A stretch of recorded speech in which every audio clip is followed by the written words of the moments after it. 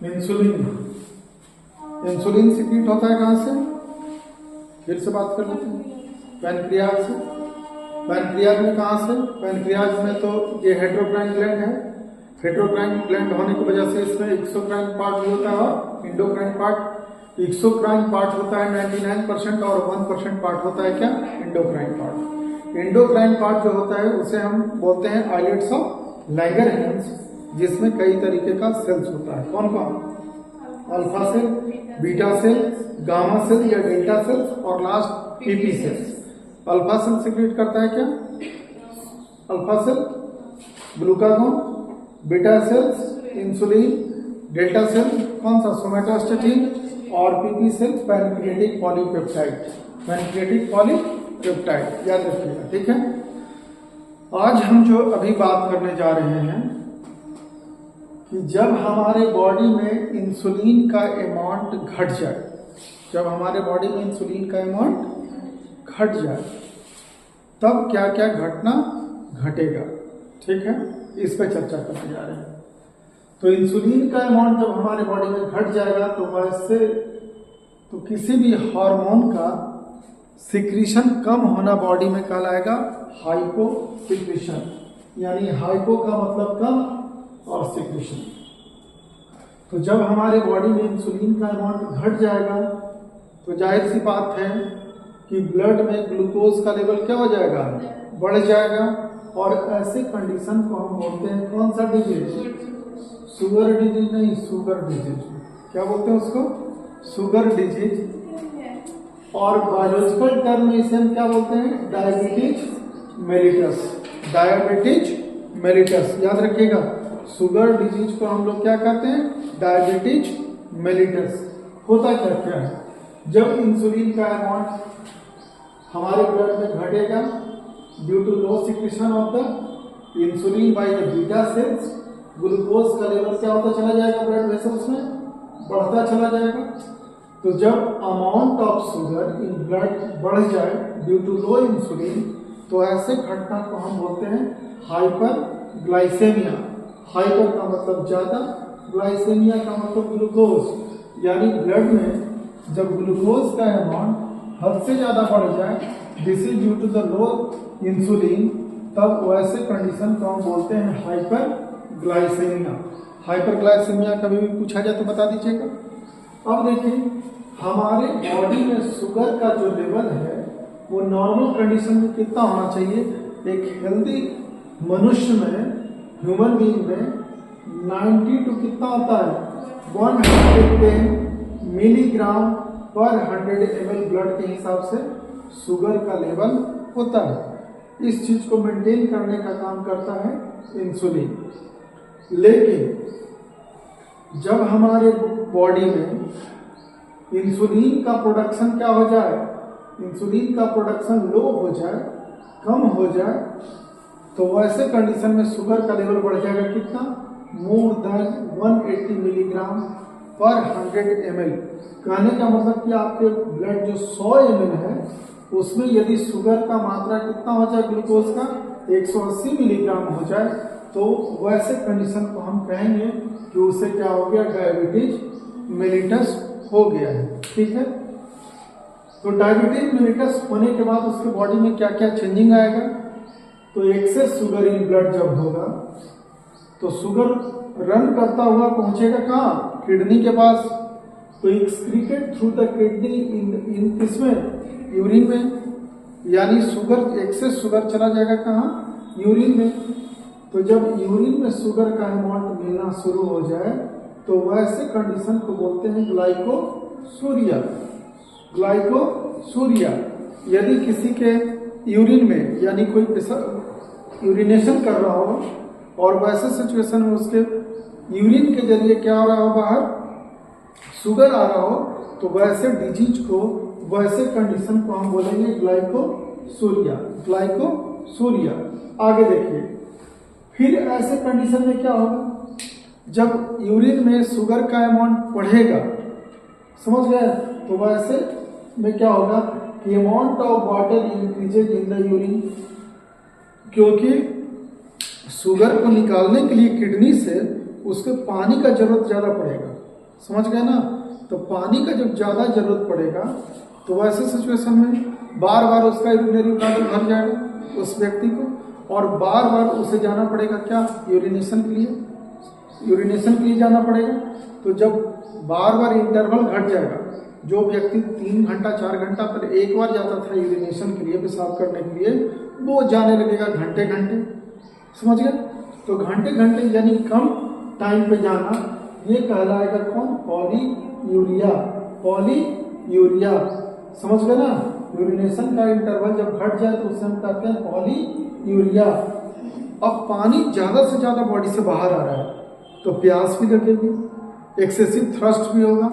तो वैसे पेशेंट क्या फील करेंगे, एक्सेसिव थ्रस्ट, और हद से ज्यादा जब प्यास लगने लगे तब उसे कहते हैं पॉलीडिप्सिया। अभी तक आपने कौन कौन चीज पढ़ा, अभी आपने पढ़ा ब्लड में ग्लूकोज का लेवल बढ़ जाना, हाइपरग्लाइसेमिया, ठीक है। इसके बाद में किडनी के जरिए यूरिन में शुगर का चला जाना, ग्लाइकोसूरिया, बार बार यूरिनेशन के लिए जाना, पेशाब करने के लिए जाना कम ही टाइम पे, तो पॉलीयूरिया, और इस वजह से उसे प्यास लगेगी बहुत, तो कहलाएगा पॉलीडिप्सिया। यानी टोटल आपने पढ़ा 1 3 4 4 टर्म आपने पढ़ा, समझ गए। इसके अलावा उसके बॉडी में और क्या क्या होता है, जब इंसुलिन का अमाउंट घटा रहेगा उसके ब्लड में तब क्या होगा, देखिए खूब खाएगा, एक्सेसिव हंगर, पॉलीफेजिया, जब खूब भूख लगने लगेगा ऐसे कंडीशन में तो उसे हम क्या कहेंगे, पॉलीफेजिया, ठीक है।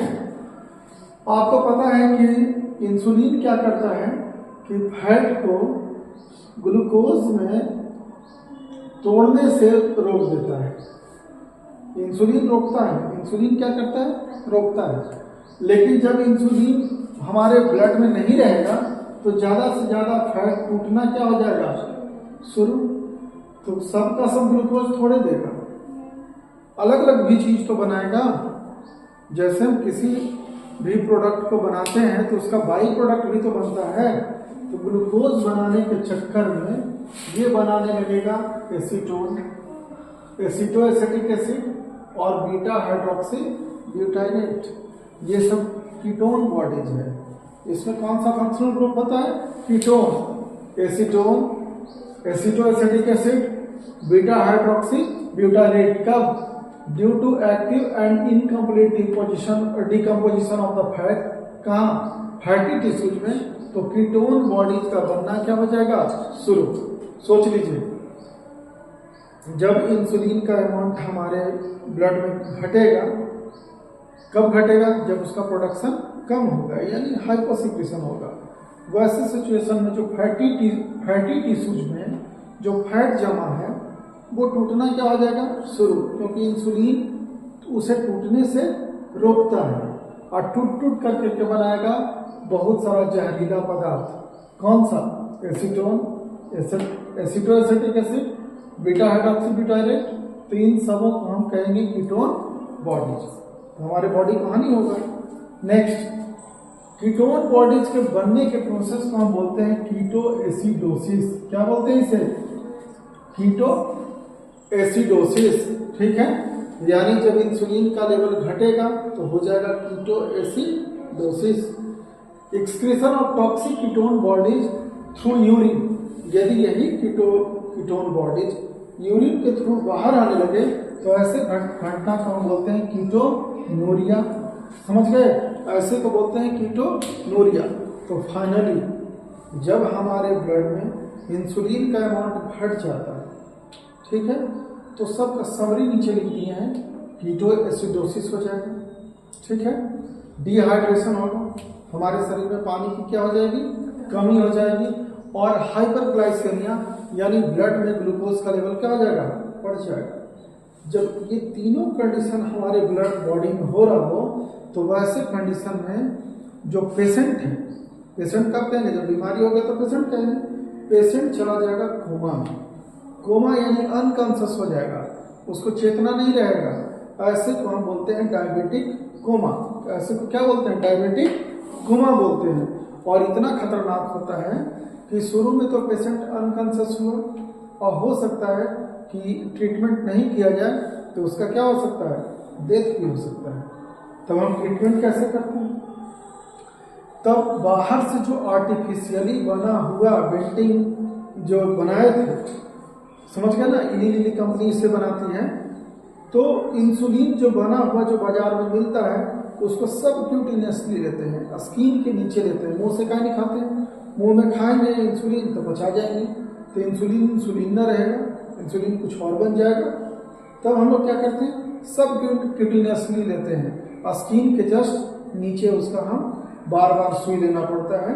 तब हम बच सकते हैं कीटोएसिडोसिस से, डिहाइड्रेशन से और हाइपरग्लाइसेमिया से। तो सोच लीजिए कि हमारे बॉडी में सबका जो अच्छा अच्छा काम है, तो उन सबों के फंक्शन को बनाए रखने के लिए हर दिन एक्सरसाइज वगैरह करते रहना चाहिए। तो ये हो गया कब, जब हमारे बॉडी में इंसुलिन का अमाउंट घटेगा तब। अब बात करते हैं जब बढ़ जाएगा तब क्या होगा।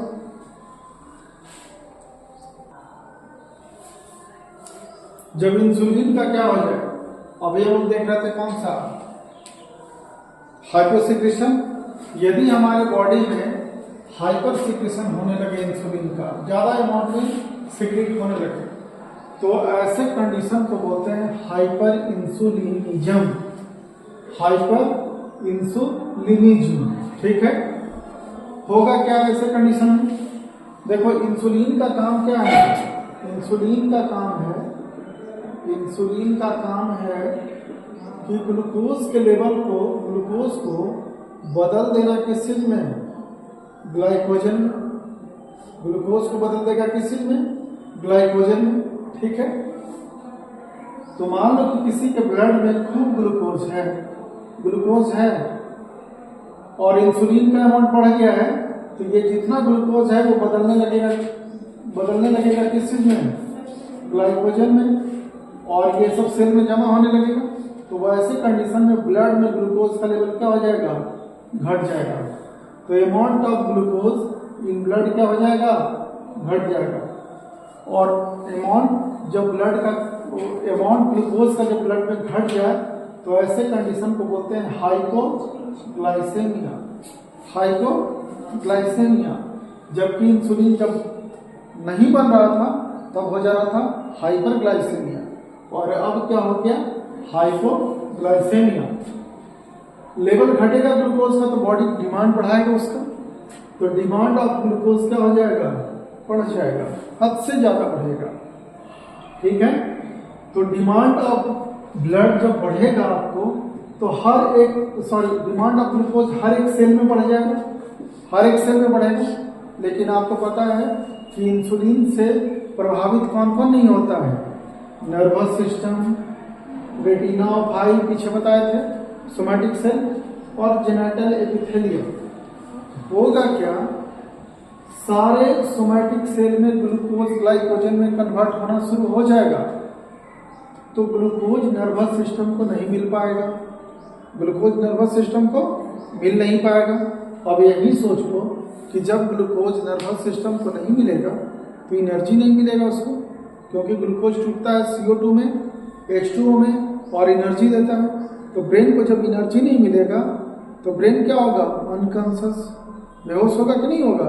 तो ऐसे पेशेंट को तुरंत क्या दिया जाता है, वो लोग लेकर के चलेगा क्या, चीनी उनी लेकर के चलता है कि जब बेहोश वगैरह हो जाए ना तो पॉकेट में उस चीनी निकाल करके तुरंत क्या कर लेगा, पी लेगा।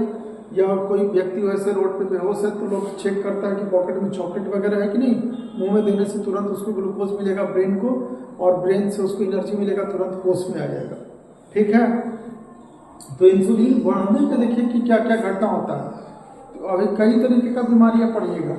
तो देखिए नर्वस सिस्टम को ग्लूकोज नहीं मिला और ब्रेन ही पूरे बॉडी को कंट्रोल कर रहा है, तो सोचिए कि क्या हाल होगा, बुरा हाल होगा। रेटिना को ग्लूकोज नहीं मिल पाएगा तो रेटिना हेल्दी नहीं होगा, तो आंख कमजोर हो जाएगा। तो वैसे लोगों की रोशनी तुरंत क्या हो जाती है, चली जाती है। साथ में जेनिटल एपिथेलियम, हमारे ऊपर मत जाओ, हम हेल्दी हैं, ठीक ना, ये मोबाइल का असर है ये सब। जेनिटल एपिथेलियम, जेनिटल एपिथेलियम किसको बोलते हैं, यानी सेक्स पावर क्या हो जाएगा, घट जाएगा, क्योंकि वैसे सिचुएशन में उसको ग्लूकोज मिल नहीं पाएगा। तब क्या क्या होगा, hence patient loses his reproductive power, उसका रिप्रोडक्टिव पावर घट जाएगा और उसकी रोशनी चली जाएगी एंड साइट। तब क्या होगा, जब ब्रेन को अच्छे से ग्लूकोज नहीं मिल रहा तो पेशेंट क्या होगा, इरिटेट होगा। तो patient feels irritation in brain cells, unconscious और क्रैम्प हो जाएगा उसके बॉडी में। फाइनली क्या हो सकता है, उस पेशेंट का डेथ भी हो सकता है ऐसे कंडीशन में। तो देखिए, इंसुलिन का ज्यादा प्रोडक्शन हो जाना भी हानि, कम प्रोडक्शन होना कम हानि तब भी हानि। इसीलिए हम लोगों में कहा गया अति सर्वत्र वर्जित। समझ गए ना। तो यानी बीच का रास्ता सबसे अच्छा होता है। जितना इंसुलिन हमारे बॉडी को चाहिए उतना ही भाई हमेशा बनते रहे, ना उससे ज्यादा बने, कृपा भी ना करे, ना कम बने। समझ गए ना, उतना ही बनते रहे। ये पूरा फिनिश हो गया इंसुलिन।